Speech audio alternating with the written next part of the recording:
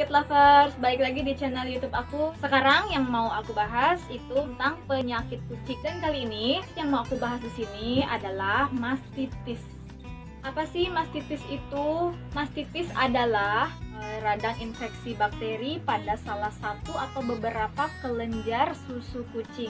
Dan mastitis ini bisa terjadi pada semua hewan yang memiliki payudara termasuk kucing. Nah, kenapa sih aku mau membahas tentang mastitis dan cara pengobatannya seperti apa? Karena mastitis ini adalah salah satu penyakit kucing yang pernah aku alami langsung. Maksudnya kucingku pernah mengalami penyakit mastitis dan aku berhasil menanganinya, tapi tetap dengan resep dokter ya. Nah, jadi dulu tuh waktu kucing aku ngalamin mastitis juga, itu kejadiannya waktu tahun 2018 ya kalau nggak salah. Jadi kucingku ini habis melahirkan, baru lahir bayinya pun udah kelihatan sih kayak ada daging gitu di daerah payudaranya ya, yang paling bagian bawah. Jadi kayak dagingnya tuh kayak ngeping-ngeping.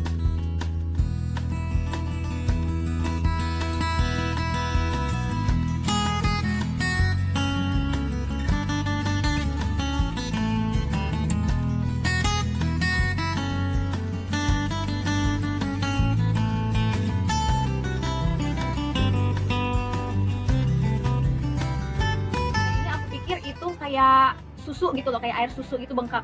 Ternyata makin lama makin besar, makin melebar. Terus akhirnya si kucingnya pun juga ada gejala-gejala sakit gitu, kayak dia demam, terus dia juga kayak nafsu makan pun jadi menurun. Dan untuk mastitis ini sebenarnya ada beberapa jenis, yaitu ada 8 jenis. Ada mastitis catarrhalis, ada mastitis leguminosa, ada mastitis, nggak tahu deh, pokoknya banyak banget. Dan mastitis yang dialami kucingku kemarin itu adalah mastitis yang tergolong mastitis yang masih ringan. Cuma mau ringan atau enggak, intinya kalau kita telat menangani penyakit, menangani sebuah penyakit itu, kalau kita nggak buru-buru, kalau kita telat sedikit aja bisa fatal, bisa penanganannya lebih berat dan resikonya juga lebih tinggi pastinya.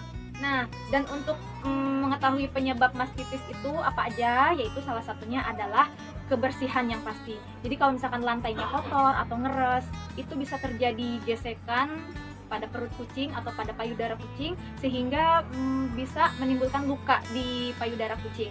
Terus kedua, itu rasa keingintahuan kita, kucing kita itu hamil atau enggak nih. Jujur ya, dulu aku pernah kayak gitu sama kucingku yang sakit mastitis ini. Jadi aku tuh kepo, aku pengen tahu kucing aku ini setelah kawin dia tuh hamil apa enggak. Dan yang ketiga itu adalah cara kita membersihkan kucing dengan cara yang kasar, tidak ada kelembutan sama sekali. Jadi itu bisa menimbulkan luka juga di kulit si kucing gitu. Apalagi kalau kita ngebersihin di bagian perutnya, di bagian payudaranya dengan kasar gitu, itu bisa menimbulkan luka juga di payudara kucing. Dan untuk kalian yang pengen tahu kucing kalian ini kena mastitis atau enggak, kalian bisa lihat ciri-ciri dan gejalanya itu adalah puting yang terkena mastitis itu berwarna kemerahan. Dia agak membengkak dan berwarna kemerahan. Bukan merah sih, jadi kayak pink, warna merah muda gitu.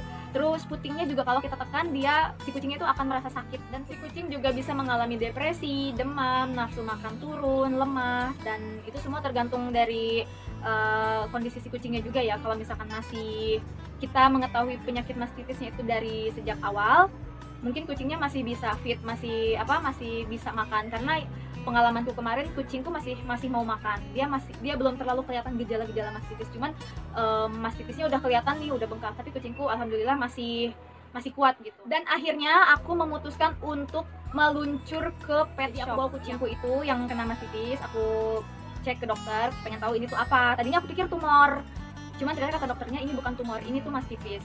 Nah, jadi setelah aku ketemu dokternya itu memberikan obat antibiotik, yaitu namanya clindamycin.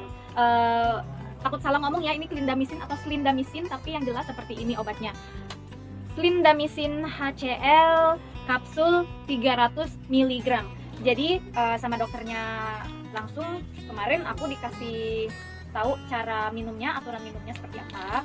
Jadi sama kata dokternya, ini kan kapsul. Jadi satu kapsul ini itu kita bagi 6 bagian. Jadi untuk 6 kali minum. Dan dalam satu hari cukup 2 kali minum aja. Jadi bisa dibilang satu kapsul ini bisa buat 3 hari.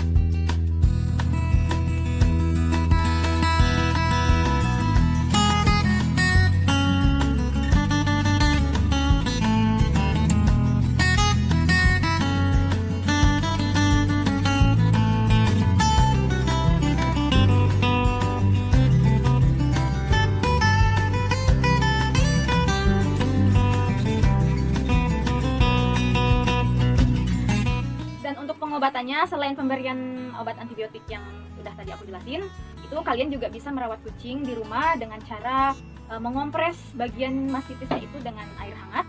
Terus apa ya, kelenjar susu juga harus dikosongkan apabila terdapat abses. Akan dilakukan drainase atau pengeluaran nanah, atau bisa juga dibutuhkan terapi infus. Itu pun kalau misalkan udah rusak parah ya si mastitisnya ini. Makanya tadi udah aku bilang bahwa kalau kita memelihara hewan, terutama kucing, itu sebisa mungkin apapun penyakit yang lagi diderita kucing itu baiknya kita menyadari sejak awal, sejak dini. Jadi untuk penanganannya jauh lebih gampang dan tidak beresiko tinggi gitu. Nah, jadi buat kalian yang nonton video ini, pastinya sebagian besar karena memang mengalami hal yang sama, yaitu kucing kalian juga mengalami penyakit mastitis.